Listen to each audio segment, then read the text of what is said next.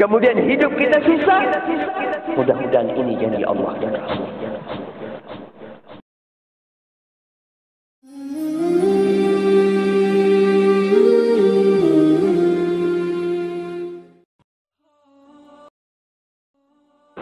Kadangkala nih, kita yang awalnya dulu mengejar dunia, akhirnya berubah jadi mengejar akhirat. Yang dulunya halal haram kita nggak urusin, sekarang kita mulai hati-hati, mulai cari yang halal.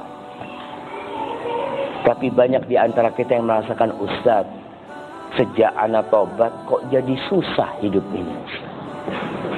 Nah, bayangan dia kan Allah berfirman, "Wa man yattaqillaha yaj'al lahu makhrajan wa yarzuqhu min haitsu la yahtasib." Barang siapa yang bertakwa kepada Allah, Allah akan kasih dia jalan keluar dari segala problematika dia, dan Allah akan kasih rezeki dari arah yang tidak disangka-sangka.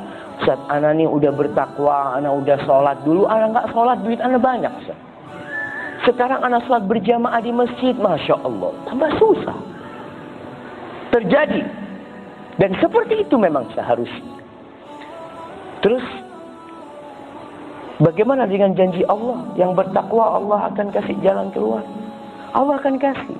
Kalau belum ada jalan keluar, berarti kau belum bertakwa. Udah, kau tinggal kencengin ketakwaan. Para sahabat Nabi, mereka adalah orang-orang yang beriman pertama kali kepada Allah dan Rasulnya. Bagaimana kehidupan mereka ketika mereka beriman? Dibantai, bahkan dibunuh. Maka kalau antum setelah kenal sunnah, setelah kenal Islam yang benar, kemudian antum diolok-olok sama masyarakat, dikucilkan sama masyarakat, tenang. Kalau antum nggak dikucilkan dengan masyarakat, itu yang perlu ditanyakan. Karena Rasul SAW dikucilkan dengan masyarakat. Bahkan beliau diboikot dengan masyarakat. Beliau makan daun-daunan. 3 tahun ketika beliau diboikot di Syekh Abi Talib itu. Kisahnya Sa'ad bin Abi Waqqas. Wallahi kita makan daun-daun sampai keluar kotoran kita seperti kotoran binatang. Nggak ada yang dia makan. Ketika perang Khandaq, tahun ke-5 Hijriah terjadi perang Khandaq. Tahun kedua terjadi perang Badar. Tahun ketiga terjadi perang Uhud. Kehidupan umat Islam susah. Mus'ab bin Umair yang tewas di perang Uhud. Mus'ab bin Umair. Yang Rasul SAW menangis ketika melihat Mus'ab. Lagi di masjid ini, lagi duduk-duduk, ceritanya Ali bin Abi Thalib. Ali itu mau berangkat ke masjid, tapi dia lapar banget. Lapar, nggak ada yang dimakan. Lalu dia lihat orang Yahudi lagi nimba air. Sama Ali dilihat dari jauh. Dipanggil sama orang Yahudi. Ya Arabi ta'al. Orang Arab sini ente. Ente mau? Tiap satu timba air, 1 butir kurma. Tiap satu timba air, 1 butir kurma. Kata Ali mau. Ditimba tuh sama Ali. Kemudian setelah cukup, kata Ali, sudah cukup. Gitu. Dia makan sama Ali. Baru dia berangkat ke Masjid Nabawi. Di Masjid Nabawi, Nabi lagi kumpul sama para sahabatnya, sallallahu alaihi wasallam. Tahu-tahu melihat Mus'ab bin Umair datang dengan pakaian yang sudah tambalan bajunya Mus'ab bin Umair.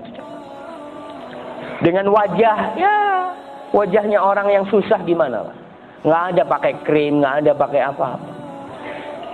Rasul SAW menangis melihat hal itu.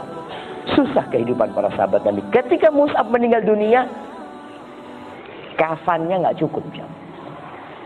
Kainnya itu kalau ditarik ke kakinya, kepalanya kelihatan. Ditarik ke kepalanya, kakinya kelihatan. Mungkin antum berpikir, mana sahabat yang lain? Semuanya juga susah. Makanya di kakinya Mus'ab itu bukan dikasih kain, dikasih rumput. Namanya izhir. Karena kehidupan semua susah. Cerita Sa'ad bin Abi Waqqas, subhanallah, dia cerita kadangkala sebagian di antara kita punya sarung aja.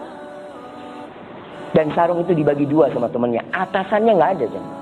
Kalau kita lagi sujud, itu dipegangin kain sarungnya.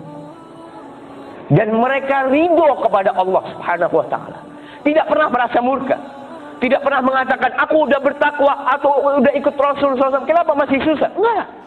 Karena mereka tahu dunia ini bakal ditinggalkan sama mereka. Tinggal lewat, sebentar lagi selesai kita ini. Tatkala perang Khandaq, 10.000 tentara menyerang kota Madinah. Kota Madinah dalam kondisi miskin, musim dingin. Dalam penggalian parit itu, para sahabat meletakkan kerikil di perut mereka. Antum tahu sabuk dulu itu, yang kayak stagen ya, sabuknya ibu-ibu itu, ditaruh kerikil di perutnya kemudian diikat. Supaya apa? Supaya tidak kena emah. Karena kalau nggak ada makanan itu kena emah, mereka tahan dengan itu. Rasulullah SAW dikatakan dua lapis dipakai sama Rasulullah SAW pada waktu. Susah banget. Musuh datang 10.000.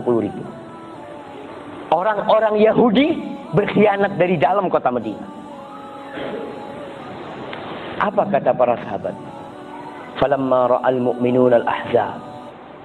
Ketika orang-orang beriman melihat pasukan-pasukan musuh untuk datang menyerang kota Madinah, untuk menghabisi kota Madinah, apa kata para sahabat?